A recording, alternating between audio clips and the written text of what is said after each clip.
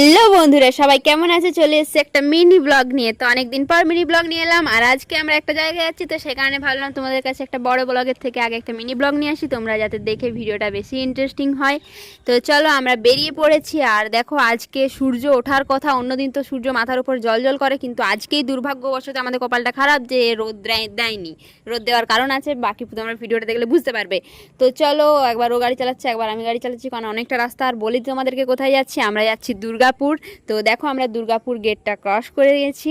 আর এরপর তোমাদেরকে দুর্গাপুর ব্যারেজটা দেখাবো, কি অবস্থা হয়েছে। তোমরা যারা যারা ব্যারেজটা দেখোনি, কারণ ওপরের রাস্তাটা বাদ দিয়ে নিচে আরও রাস্তা করেছে। ওপরের রাস্তাটা একটু বন্ধ আছে, কাজ চলছে হয়তো। আর নিচের রাস্তাটা এতটাই খারাপ, তোমরা পুরো ভিডিওটা দেখো, দেখলে বুঝতে পারবে। মানে জল জমে গেছে। আর ওপরের রাস্তাটা শুধু বাস যাচ্ছে, আদার্স কোনো গাড়ি যায়নি। নিচের রাস্তাটাতে এরকম 4 চাকা, মোটরসাইকেল, সাইকেল সবই যাচ্ছে। তো দেখো রাস্তাটা কীরকম বাজে হয়েছে। এখানে যদি কেউ একটু মিস্টেক করে না, তো মানে তার অবস্থা খারাপ হয়ে যাবে। কি বলবো। তো গল্প করতে করতে আমরা চলে এলাম দুর্গাপুর। আর এই ফ্রেন্ডদের বাড়ি আমরা যাব। তো এখানে দুর্গাপুর স্টেশন আর কি বলে বাস স্ট্যান্ড, সেখানে চলে এসেছি।